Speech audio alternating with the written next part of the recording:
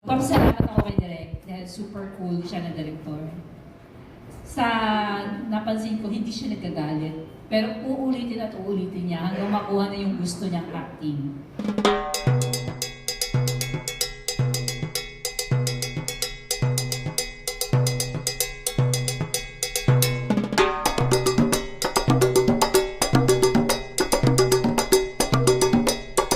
Which is gusto ko din para lalong lumalalim yung feelings ko at nailalabas ko yung nakatago.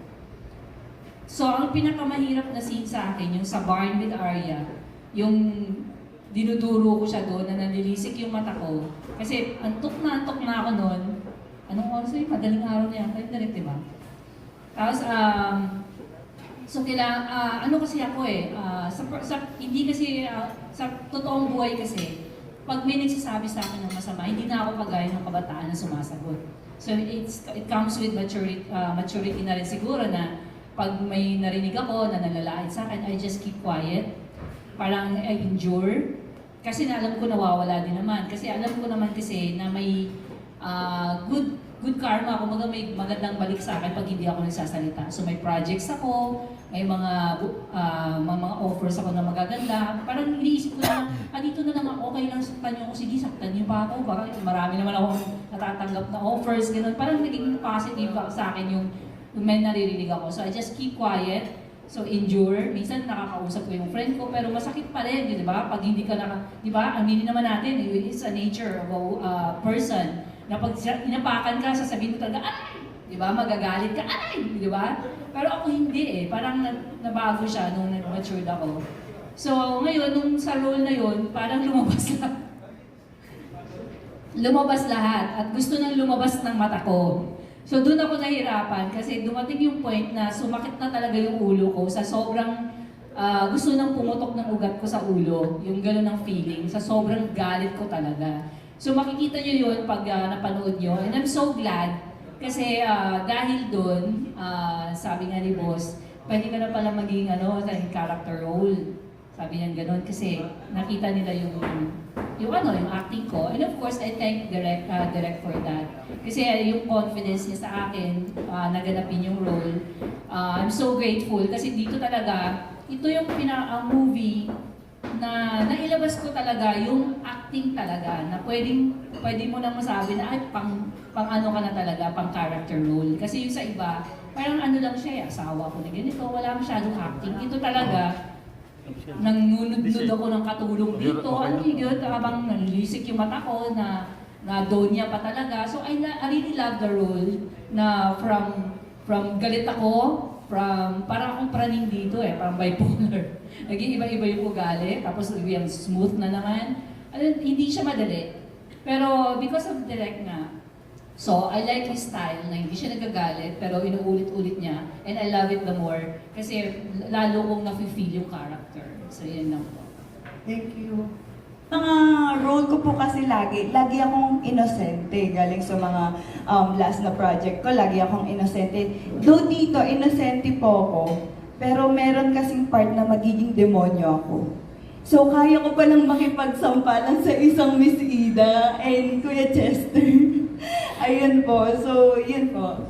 Emotionally, kasi I've been noticing this whole press con that you're a bit emotional right now. Parang ano ba yung tumatakbo sa isip mo ngayon?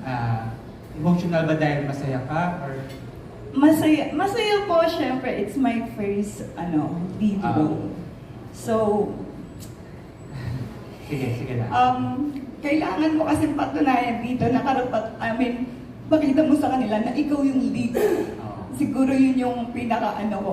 So, napipressure ako sa sarili ko. Sila kasi, Direk, hindi sila nakaka-pressure Kalaban ko kasi dito yung sarili ko. Kailangan ko ipakita sa kanila na tama na ako yung pinili nila as their lead po. So, it's my first lead role, kaya sobrang masaya po ako na nagawa ko ng maayos yung role ko.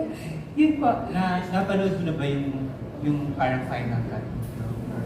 Sorry. Napanood mo na yung final cut? Hindi ba? Pero kasi makikita mo kasi trailer pa lang, pasabog na. So, sobrang saya po naming lahat na yung pagod namin, yung puyat namin, lahat worth it po. Okay.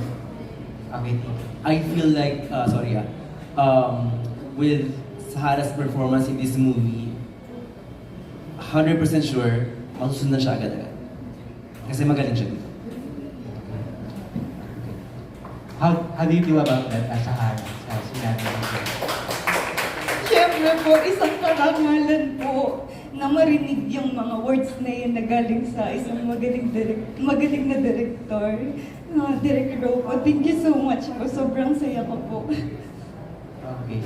And then last question, kasi speaking of trailer, when I watch it, meron sinabi na either, parang yung line is about makatas and matamis. So sa cast na lang, kung kayo yung magiging isang prutas, ano yung essence ninyo bilang prutas? Gusto niyo bang mas makatas kayo or mas matamis kayo? Miss Mara. At bakit? Siguro mas makatas na lang. Kasi kung mas matamis ka, hindi naman lahat ng sobra di ba? Lahat ng sobra pala is hindi pwede, hindi tama. So hindi rin naman lahat pwede sa matamis. Sa katas, pwede kang mauhaw. Mapufulfill nun yung yung eagerness mo sa uhaw. So, mas makatas na lang po siguro, makakatulong pa ako sa ng tao. Sige, thank you. Ayoko magsalita. Ako kasi ayoko na sobrang makatas. Gusto ko matamis, pero hindi masyado makatas. Kasi alam niya, pag sobrang dulas, wala ka na mararamdaman.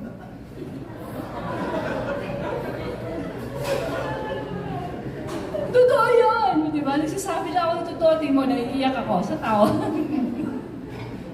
Yun lang po. Okay, sige po. Miss Caris, kayo po. Hello po.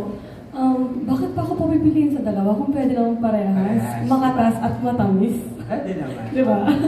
So, syempre dun tayo sa makatas na, matamis pa, Matamis pa. para masarap. All-in package. Ganun. Chester. Nutrients. Na hinahanap para lagi pagkukunan all day. Tama. Miss Sahara. Ako honestly speaking, di ko alam yung sasagot ko. Siguro sweet na lang, as a sweet girl. Yun na lang po. Wala akong alam yung sagutin. Thank you guys, and Thank you. congratulations. And my next question is for the cast. Well, basically it's New Year pa rin naman. No? It's 2024. Bilang artista or bilang professional, ano yung mga bagay na gusto nyong i-manifest ngayong 2024? Can you start with Isida? Okay, more projects, of course. Lagi ko namang dinadasal yan kasi I need more work. And aside from that, pinaka-goal ko kasi talaga, mabigyan ako ng mga character roles, yung mga kakaiba na hindi lang puro, alam nyo, nanyok-nyokan. Sana meron ding mga, yung talagang ilalabas talaga yung mga kakaibang acting. Kasi sabi nga ni Direk, and I'm so proud na sinabi niya sa akin, kaya mo naman. So, sana mabigyan ka pa ulit, sabi niya sa akin. And sabi niya sa akin, bibigyan daw ulit, Joe. Kasi natiwala talaga si Direk sa akin, I'm so proud of it. Kasi because of him, nakita yung galing ko. So, meron pala akong ilalabas talaga. So, yun lang po. Lastly, Sahara? Ako po yung minanifest ko po ng New Year. Ito na yun eh. Yung magka-lead role ako. So, nangyayari na. Sana, yun, for sure naman, successful tong movie na to. And in the future din, minamanifest ko din na madami pang projects. And mas gumaling pa ako when it comes to acting. And gusto ko pang mag-explore ng madami sa iba-ibang role.